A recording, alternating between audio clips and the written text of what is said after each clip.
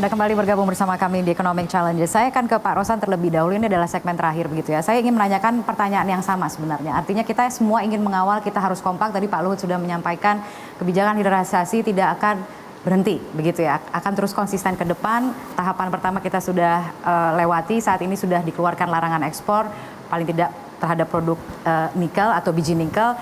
Nah, kedepannya ini kira-kira dari sisi pengusaha itu melihatnya seperti apa? Bagaimana memastikan bahwa semuanya bisa ikut terlibat begitu dan tantangan yang dihadapi di depan ini akan bisa dihadapi bersama-sama?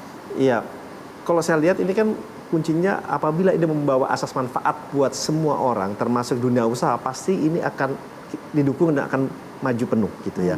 Dan oleh sebab itu keterlibatan dari semua komponen, ya masyarakat, ya dunia usaha, UMKM ini kan terlibat semua dalam proyek yang begini besar. Jadi kalau saya melihatnya ini adalah suatu hal yang positif dan pasti konsistennya akan terjaga dan berkesinambungan. Jadi yang harus diingat tuh manfaat besarnya yang ada di depan sana. Dan ini pasti melibatkan banyak orang kok, banyak pemangku kepentingan. Nah itu yang mesti dilihat dan kembali lagi keseimbangan juga harus kita dapatkan. Ini berulang kali tadi disampaikan keseimbangan. Ini bagaimana Pak mengomentari soal keseimbangan ini? Memang kita harus lihat equilibriumnya kan. Tidak mungkin kita juga mau menang band lantas kita mau semua mau di kita, tidak bisa juga.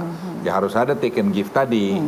Nah tapi saya ingin juga karena ini segmen terakhir menyampaikan bahwa dengan kita memiliki 3-4 sekarang aja tadi hilirisasi itu punya dampak ekonomi kita udah besar. Misalnya nih tadi kalau palm oil, kita dengan B30 itu sudah mengurangi ekspor kita hampir 25% dari crude oil. Ini satu baru.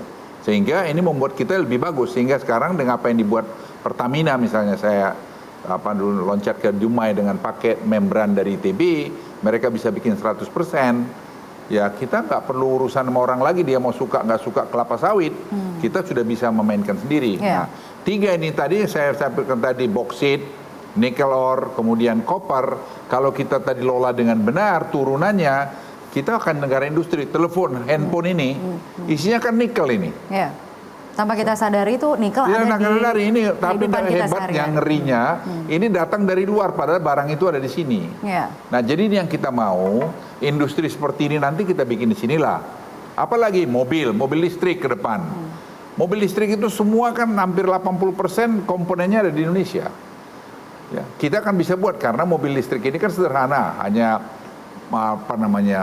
mesinnya saja itu kan mesin listrik. Kemudian baterai kita punya, aluminiumnya kita punya, bannya karet kita punya. Ya apalagi itu anak bangsa bisa buat, sepeda motor nanti bisa. Jadi ini akan merubah saya kira Indonesia ke depan dengan kesadaran kita seperti ini. Jadi kita jangan berkelahi. Jangan membuat hal-hal yang nggak perlu diberkelahikan, diributkan.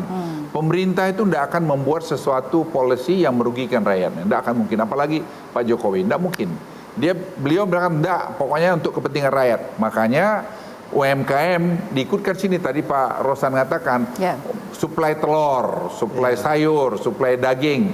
Jangan diambil dari dalam juga dong. Bikinlah UMKM untuk dorong. Jadi sebenarnya hampir semua lini jalan. Pendidikan kita perbaikin.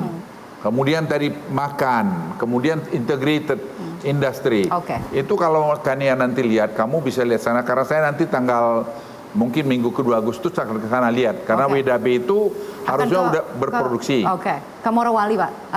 WDB Morowali, saya pikir ada 3 tempat. Itu mau lihat progres dia lagi. Kenapa? Saya mau pastikan bahwa tahun depan ekspor kita bisa 15 miliar dolar lebih. Suasana COVID ini tidak menghambat ya Pak? Di sana kan COVID-nya hampir nggak ada. Relatif kecil dibandingkan Jawa. Kan hanya 8 provinsi sebenarnya kita yang banyak COVID. Yang sana itu kita tentu harus juga mengacu pada protokol kesehatan, masker, cuci tangan, jaga jarak. Tapi overall saya kira bagus. Jadi kita sendiri harus juga menjaga diri kita, yaitu yang kita hidup new normal tadi. Karena kita belum tahu nih sampai kapan ini COVID ini. Harus jalan Tapi terus, pemerintah kan sudah ada dengan tadi vaksin. Kita berharap tadi saya baru fit call dengan counterpart saya, itu kita harapkan akhir tahun ini atau awal tahun depan itu sudah ada. Oke, Jadi baik. itu sudah bisa akan bagus kepada kita. Baik. Kalau begitu terima kasih sekali lagi Pak Luhut telah bergabung bersama kami di Economic Challenges, dan juga Pak Rosan, kemudian juga Pak Ali dan Pak Arifin yang bergabung dari luar studio. Terima kasih sekali lagi telah bergabung.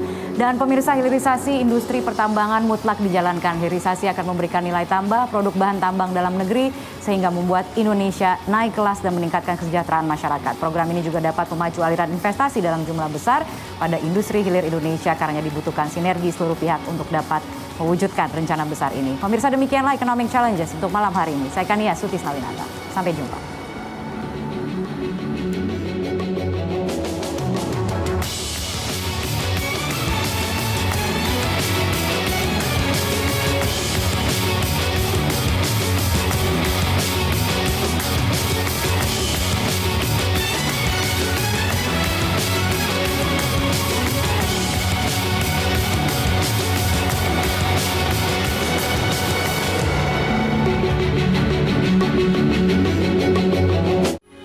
Metro TV, knowledge to elevate.